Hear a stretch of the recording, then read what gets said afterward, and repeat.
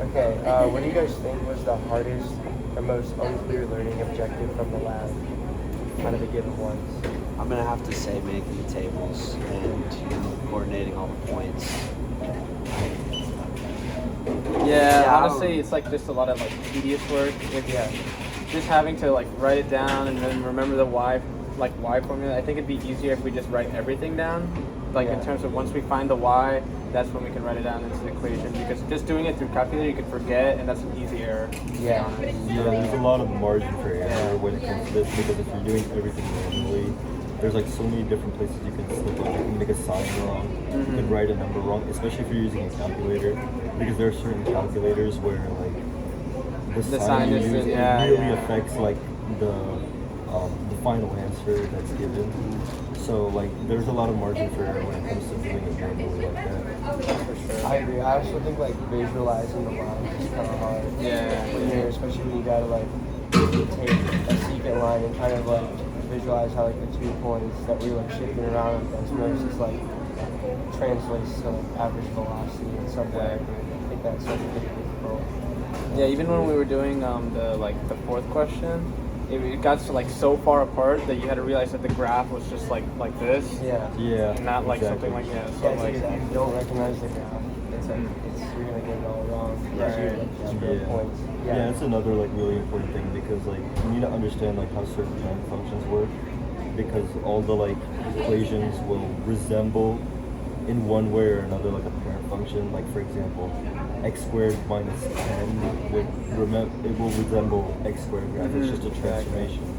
It's just moved over 10 years. Yeah, because in that question that you're talking about, the equation was like x cubed. It was moved over. It was x cubed like minus 25. Yeah, so it follows the same like pattern and everything of x cubed.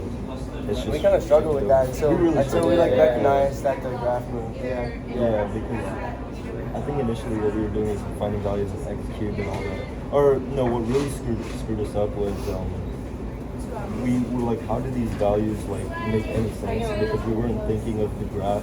Right, they were just so far apart. Everything was so far and apart. stuff. Because for the first one, like all the values were like really close together, and it all like lined up into one spot and converged. And we were expecting somewhere the same in the other column, and it kind of was, but like it was really farther apart. It's the same thing with like finding the slope of the tangent line because like if you don't know like what the graph kind of looks like, it's kind of hard to pick out like especially like using that like coordinate where it's like okay, so what about the easiest part or the most familiar thing from this lab, like thing that we like kind of not like already knew how to do, but like a little bit of that? I think establishing the line of the tangent because we already are familiar with slope and intercept form. Just building upon that. Once you get the formula, That formula was and once you get to that part of the process, you already have all the tedious bits done, and you just kind of plug and shut with that. I agree. Yeah, just knowing that formula makes it just so much easier to do the whole thing. Yeah, that's true. I mean, and it's something we've learned like a while ago too. So I think that like helps. It's definitely something you just kind of like build on, and especially when you're like moving up the ladder, so to speak, and like trying to like work on that like visualization and figuring out like which lines go where and all that stuff. Definitely helps. You already know how to form those lines. Yeah, building on what you said, like we mentioned in like the difficult part, all that like tedious work that comes into finding the slope, like finding like slope or the equation y2 minus y1 over x2 minus x1 to find the slope, or doing it the manual way where you like converge to a certain point. That finding the slope is like it's not hard all the time. Sometimes it can be hard. Sometimes it's easy, but like it's a really tedious aspect of finding the actual formula for tangent line and secant line. And but like once we have that information, all we really need to do is plug in the given values to y minus y1 is equal to n in parentheses x minus x1. And once we just plug in those values, we have a point. We have a slope. and then Yeah. from there it's just basic algebra. How about when you wrote it? When you wrote like in a sentence, was that hard or no?